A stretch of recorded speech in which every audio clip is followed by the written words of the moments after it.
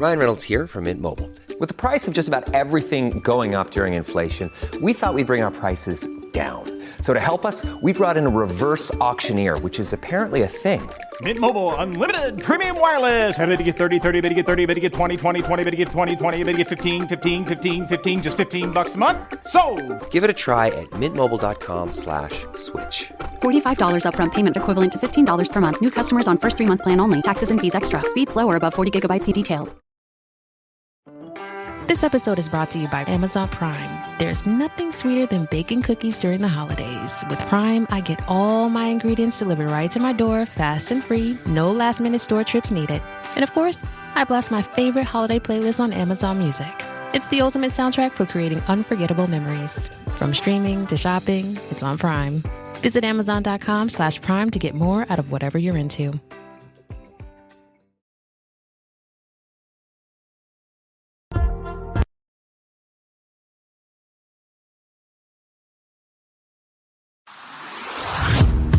Hey, I'm Amanda from Trifecta Fitness. We're proud to be Clarksville's new Get Fit headquarters. Trifecta Fitness is a state-of-the-art spin and strength training studio. Our spin studio is truly one of a kind in this area, complete with 20 state-of-the-art live fitness bikes and an incredible sound system. Our strength training is done in small groups of 6 or fewer, and all of our strength and spin classes are scalable for every level of experience. Come see us in the heart of Clarksville, just behind MAPCO at the corner of Old Trenton Road and Wilma Rudolph Boulevard. Call us for more info at 931-542-6265 or download our Trifecta Fitness app for a full list of upcoming classes. Welcome back. MisFitNation. MisFitNation. We are a show founded by veterans and hosted by veterans and a military spouse. Our mission is to get people to tell their story to the world. If you are an author, share your tips with the Misfit Nation. If you're a musician or actor, our audience needs to know how they too can get into the business. Coaches, we love our coaches. Come on, share some of your tips with the audience to help them become better versions of themselves. If you're a corporate leader or an entrepreneur, come on and share how you did it and how hard you have fought for success. If you're a veteran, first responder, or Gold Star family, we would love to have you come on and just share your story with the Misfit Nation. We always have time for you. Reach out, we will get you on. If you are feeling down, alone, or starting to see the darkness, stop. Think about those who are around you. You are not alone. You will be missed. If you feel like your problems will be a burden to those in your inner circle, or are embarrassed to share that with them, please dial 988. If you are a veteran, take option 1. We need you to keep pushing forward. Don't make it a permanent solution to a temporary problem. If you're a new listener,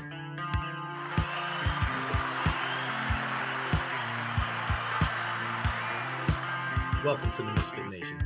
Be sure to subscribe to the show on your favorite podcast apps and also on our YouTube channel at @the_MisfitNation. That's _MisfitNation. Subscribe and click the bell.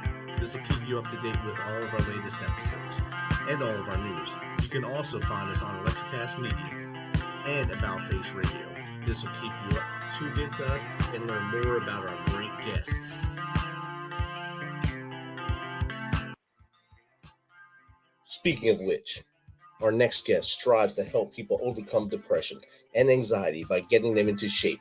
He also instills the values of adding martial arts to improving their mind, body, and spirit. He has a personal connection with this mindset, as when he was in his 20s, he nearly jumped off a bridge and found his saving grace through simple hacks in working out and martial arts. So welcome to the Misfit Nation, John Katsavos, personal trainer and podcast host. Welcome, John. How are you? I'm doing well. How are you? Great. It's great to have you on. Glad we're able to make this connection and make it work for both of us. So this is awesome. Yeah, it feels good to get back into the interviewee seat again. So it feels good. So thanks for the invite. I really appreciate it. It's always fun to flop mics and see what happens on the other side of it and just be the relaxed person and not have to really control anything. Yeah. So I gave a little bit about you in the blurb there, a little bit of the introduction, just just basically bare bones about you there. If you don't mind, give us a little more about John from as far back as you want to go to how we got to who we are today. Um, there's been a lot. There's been Okay. a lot that's happened, so it's hard to pinpoint one story.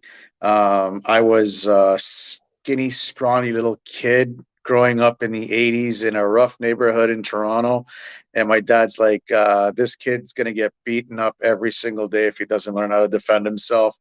So he put me in Shotokan karate from a teacher from Okinawa, who brought that form of karate to Canada. So it was a old school of hard knocks, I call it, an old school of hard knocks from a very strict teacher. There's just been so many stories, like from losing my job for the first time and not knowing how to handle it, to losing my business for the second time and losing the woman I was going to marry, and to recently almost losing everything, and having to come back to a country that I vowed that I would never come back to, and start from zero. I literally, I'm right now. I was born and raised in Toronto. I had to move back to Toronto, and I'm living out of an Airbnb. Oh, wow. And it's like, it always pushes me to, as corny as this sounds, it pushes me closer to Jesus. It does. That sounds corny at all there, but it makes you thank him for what you do have, and the resilience to keep, like in your case, bouncing back. It seems. Yeah. So whatever story you want to touch up on, I'm an open book, brother. Like, you just ask and I can we can dig into it. Awesome. So tell us about where you were before you had to move back to Toronto. Were you in the States, or were you somewhere else completely? I was in Florida. I was in Florida. Whole other world, yeah. Well, it's nice. It's nice there. Unfortunately, the people were super friendly, very kind, very helpful, very generous. I have nothing bad to say about Floridians or Americans. I love you guys to death, but visa restrictions didn't allow me to become a W-2 employee. I couldn't support my business, so I had to move back to Canada, where I can make a living and get the Fitness Oracle back off the ground, plus a few other projects that I'm working on. I mean, at least you have those other projects to work with, and have that mindset that I have to keep pushing forward. In the intro, we talked about you nearly ending it, nearly ending everything by jumping off a bridge. What caused that break right there, and what pulled you back? What was the harness that pulled you back? What got me there was the first time I actually got fired from a job. I was a shift supervisor at a downtown building. I was supervising 3 buildings. I was a security guard, and 2 of my guards on Christmas Eve decided to go make themselves a coffee in a tenant's residence, or in a tenant's place of business, because they were business offices, not residents. So I told them not to. They didn't listen, and they went and made 3 coffees, one for each of them and one for me. They put milk in it. I was quote unquote lactose intolerant at the time, and I couldn't drink it, so I didn't drink that coffee. Needless to say, my supervisor found out because he was doing a separate investigation for something else, and saw the 2 guards walk in. I didn't report them because I thought, whatever, it's just a cup of coffee, right? Who's gonna get in trouble for a cup of coffee? Right. But it's breaking and entering and theft, regardless of how you look at it, right? Yeah. So what angle you go with, yeah. yeah, whatever angle you look at it, it's breaking it. You're breaking some form of the law. You're breaking, but I got fired because I was their superior and I didn't report them. At the time, I didn't understand that. what, 24, 25. I was just a young little punk. I thought, oh, I'm a shift supervisor at 24. Look how good and smart and good I am. My boss likes me, right? And I was promised I wasn't going to get fired from the company, but the company wanted to set a precedent for the rest of the employees with me because it was a flagship site. Oh, So I got let go. you became expendable at that point. Yes, I became expendable. Again, another thing I didn't understand at that age. People are expendable. So I didn't know how to handle it. And I literally did what I always did back then, was lock myself in my room. I dropped out of university or college because I was putting myself through college. I couldn't afford the tuition and the books anymore. So I dropped out. I was about to move out on my own. I got stuck in my parents' basement. All my friends alienated me except for two. And it was a really, really, really bad year. Really bad year. Again, I didn't know how to handle it. So I locked myself in my bedroom. All I did was play video games, watch movies. I would only go out to take a shower once a week, eat once a day. And when I would wake up in the morning, I would have very bad words to say to myself in the mirror every single morning. So everything spiraled on you at that point. Yeah. My saving grace was my two of my very close friends that I still have today. We've been friends. One of the men I've been friends with, he's since high school. Wow. Since high school. The other one since college or university. So we're very tight friends. So once every 2 weeks, once a month, they would call me up and try to con me into going out. You want to. Yeah, they're like, come on, we're gonna just go out, we're gonna have some fun, we're gonna have some drinks, gonna pick up some girls and have a good time. I'm like, dude, I don't have a job, I don't have any money, I feel like shit, I don't want to go anywhere, I just want to stay here. Leave. Thank you for checking up on me, but I'm not coming out tonight. And one day I had enough. My parents both went to work. My sister was at work, and I walked to the nearest bridge that we have, which is overlooking a freeway or a highway, and I was timing the cars as they were coming because I was like, okay, when I jump, I'm gonna hit a car before I hit the ground, just to make sure I don't survive this. And I've always been a believer in Jesus. I've always been a believer in Christ. I've always been a believer that he always wants the best for us.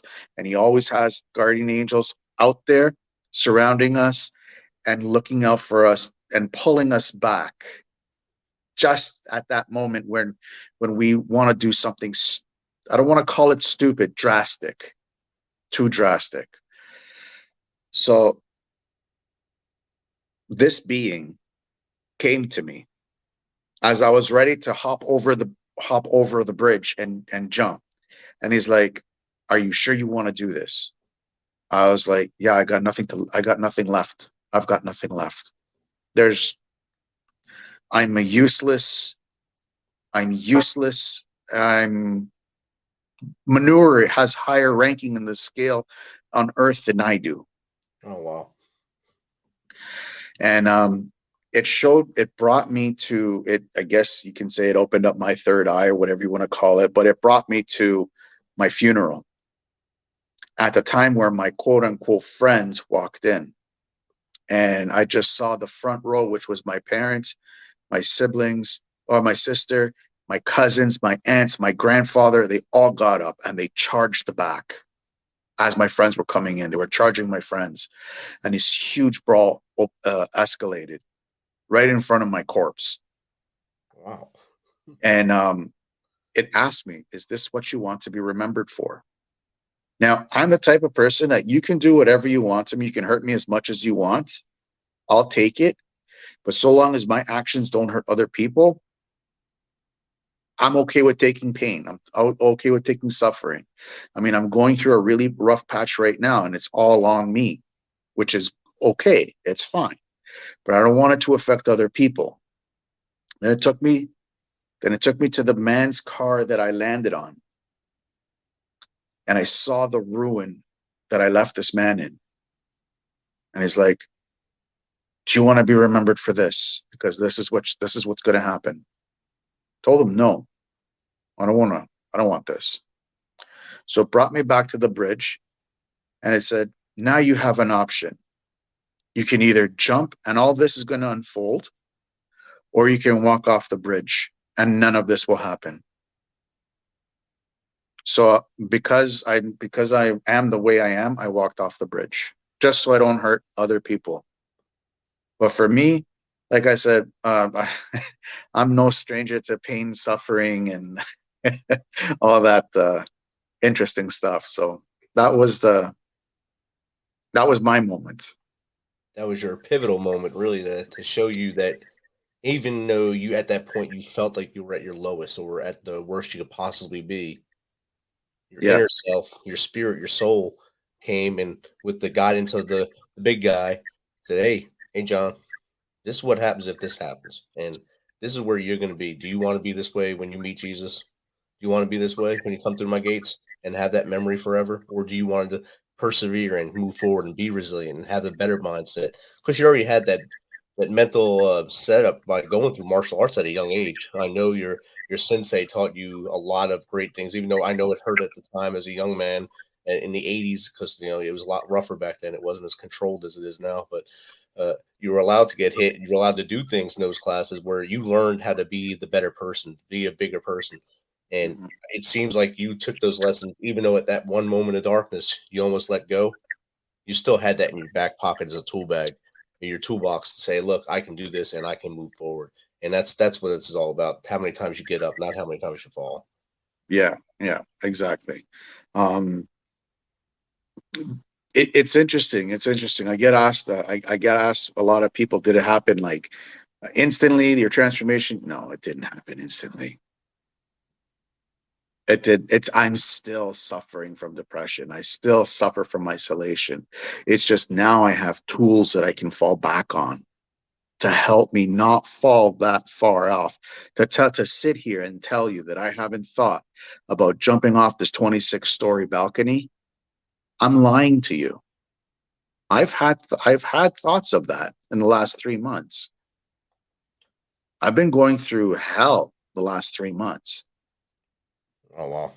But I know that I have something else that I can fall back on. I have my breathing exercises. I have my faith in Jesus. I fall. The further I fall into this kind of stuff, the harder I go into morning routines, evening routines. How often do I go into the good book and read the good book? There's so many examples and so much tools that I have accumulated, and not just me, all of us.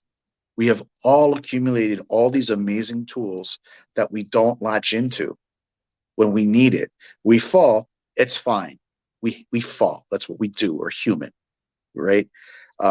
You cannot walk in this world, in this quote unquote world, and not slip and fall and bump your head. You're going to. But it's how you present yourself at your lowest.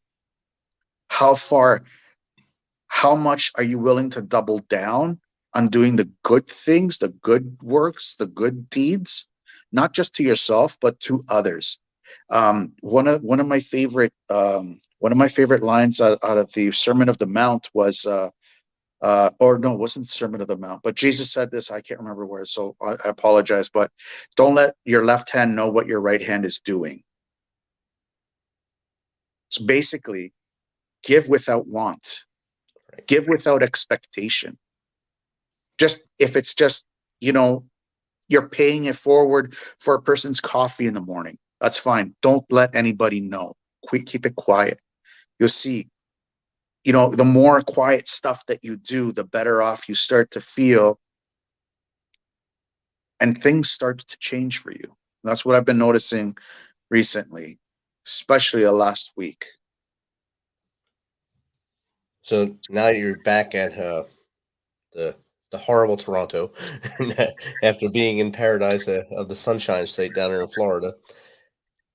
What are your plans in Toronto? I know you can't live in an Airbnb forever. That'll drive you even more crazy.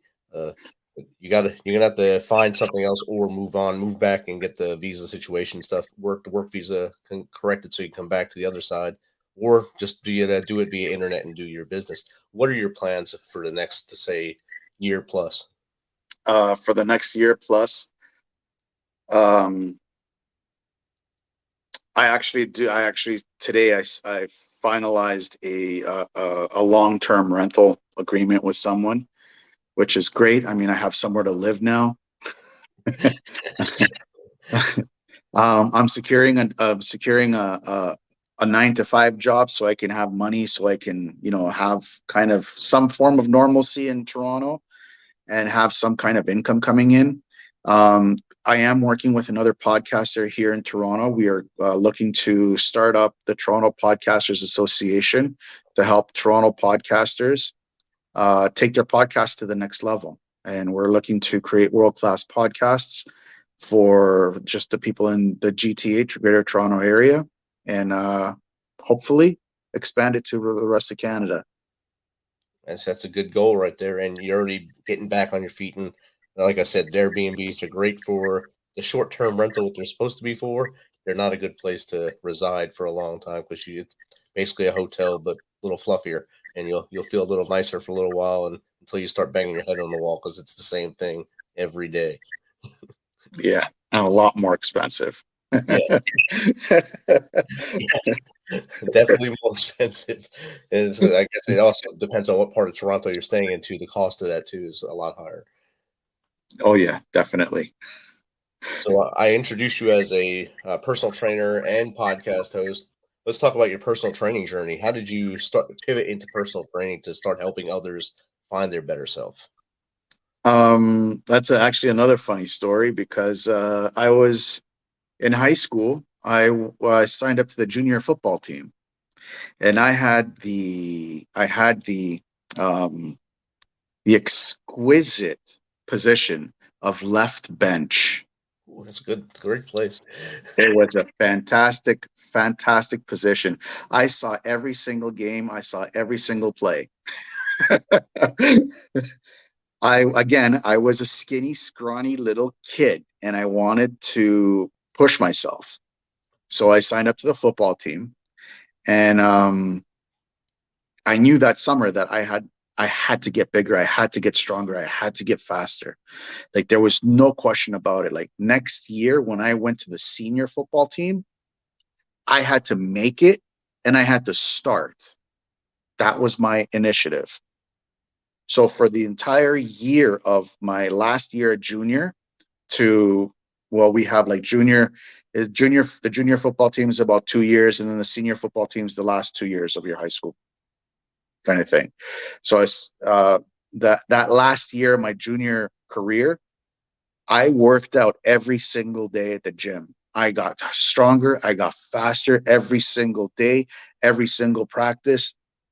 At one point, I think I beat the entire team. Like, we were doing sprints, like from the goal line to 10, 20, 30, 40, 50. And yeah, right up to the end. I beat the entire team at one point. I was beating the whole team at sprints. So the next year, my tryout for the senior football team, I started in right safety, which was from left bench to right safety starting. So that was a pretty outstanding jump. And I fell in love with the gym. Everything about it, the nutrition part, the workouts, the soreness after, the learning about how muscle works and how you can get it bigger and stronger. I just fell in love with it. And I put it aside thinking, you know what, it's just a nice little hobby up until I was 30, 32, 33. Then I just doubled down on it. I'm like, I'm just going to do this full time. I mean, I can do it for myself. I'm sure I can do it for others. It's just motivating us. It's after that point, they can see your results on you. You're the result right there. You're part of the result that they need to see. And other than that, it's just motivating them. I seen a guy in the gym today. It looked like it was his first time in the gym, and he had the person was calling themselves a personal trainer, but that person was smaller than him. And looked like he just looked up some YouTube stuff and was trying to tell him stuff. I said, it's not my place to come in here, but he's going to hurt you. Just go find someone else. Now I'm going to argue that fact with you, because the guy, my trainer, is small. He's a small guy, but he is brilliant.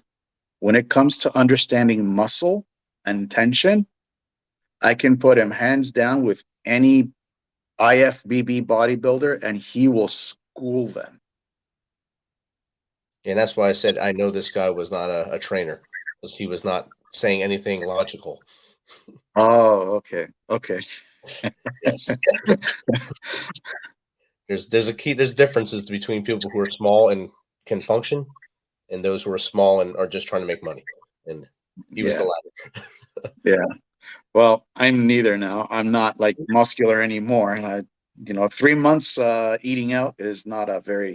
It's not good for anybody. Not good for anybody. But the good news is you know how to get back, and you have the perseverance to do that. So that's what you got to keep up here in your head. That mindset and resilience that you do have. I mean, you've fallen down a few times, and you've rolled. You did a combat roll forward, combat roll back, jumped up, and you're back at it. You said you failed at more than one business already, right? So, not really fail. They just didn't work out. And one was with Bio Fitness, right? Yep. So how many iterations of Bio did you have? 3. See, but you keep coming back. Keep coming back. That's all you can do. That's right. I mean, when you love something, you don't just quit on it and just shelf it forever. Exactly. You can't just kill a dream. No, you can't. And no matter how many times people tell you that, oh, you're wasting your time, you're wasting your money, it's not their dream, it's yours. Right. So how dare they even say something like that to you? Like, okay, I understand. Like, I had VO Fitness the last time, which was now, for an entire 2 years, 3 years. I made $400 off in 3 years. I'm going to be completely transparent with you and your audience. I made nothing in 3 years, nothing. But I kept going. I kept pushing. I kept going. Why? Because I believed in my programs. I know it can help somebody, just one person. I know it could help.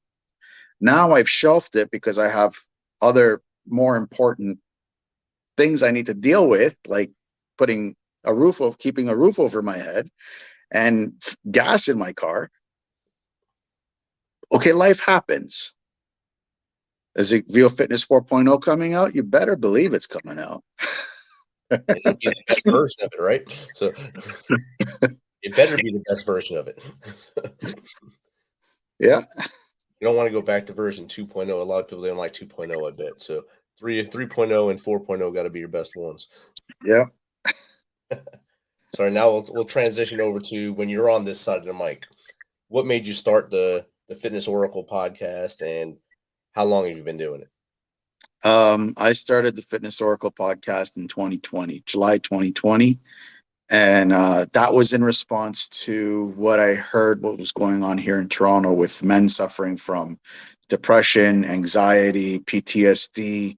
I don't really like using the word PTSD because if you haven't been in the army and you haven't seen carnage, you're really, I don't think it's PTSD. I think it's just loneliness. I think it's just depression, isolation. And that's really bad stuff because it makes you sit in your head too much. So I created the Fitness Oracle to tell men specifically that, you know what, one, you're not alone. A lot of men are going through something like that. A lot of them. And there are ways that you can get out of it without medication. And some simple stuff like stuff that I learned from Sistema, the Russian martial arts that I spent a lot. Well, I spent close to 15 years practicing, and I met some amazing men and women in Sistema from all walks of life. And just we didn't have access to the gym because here in Toronto everything was locked down. But there are things that you can do that you don't need a gym, like going out for a run, going out for a walk, going to they had the parks taped up. It was just a weird time. But like even in your home, you could do like my morning routines. My morning routines consist of jumping jacks, burpees, push-ups, squats. It's some simple stuff that you can do. And you were stuck inside anyway, so you had no excuse. And you had access to a shower, so you didn't have to smell yourself all day after you did it. So that's good. There you go. It's win-win. And I mean, you weren't in Toronto when you started that, or you were in Toronto, left, and came back?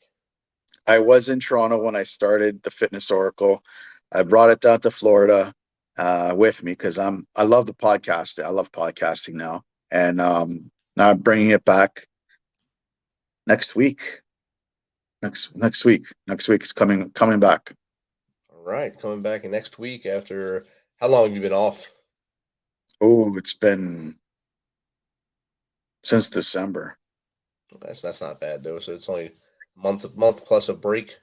Some people take that break and never come back. So you'll see shows that pop and go really quick, and some people hit that wall after 10 episodes and say, "I can't handle this. This is insanity."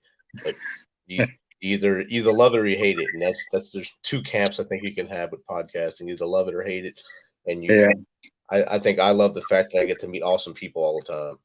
I mean, 240 something episodes now, and I've met 240 plus awesome people with great stories and great journeys, and showing that resilience and mindset that helps people push forward. And the Misfit Nation show audience loves that.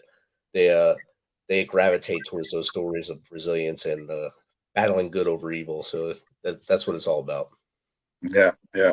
I mean, I love it so much that the Fitness Oracle has a pretty much life of its own now. So I'm starting up a second podcast.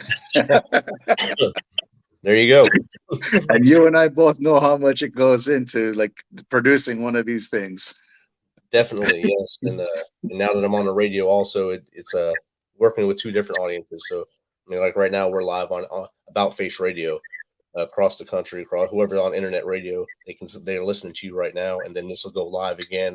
This will be premiered as a actual podcast in a couple weeks, so they get to double dip on you and get you live right now, and then later on as well. So it's a whole new ball game doing it both ways. Yeah, for sure.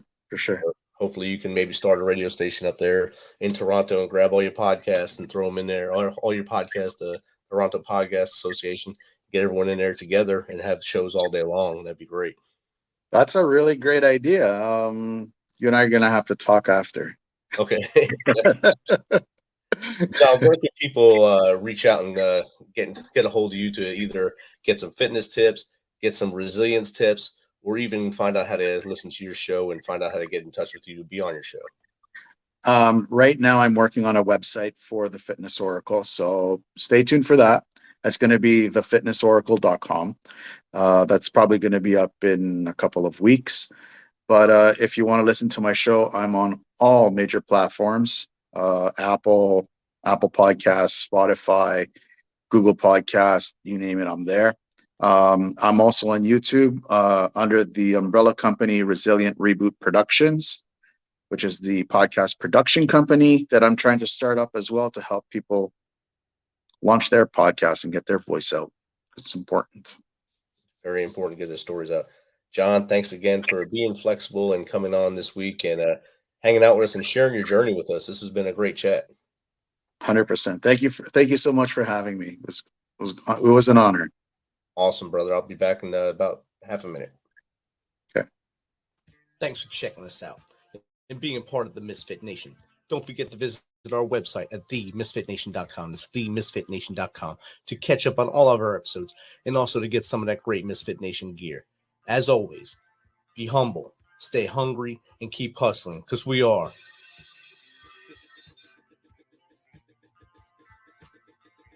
Misfit Nation.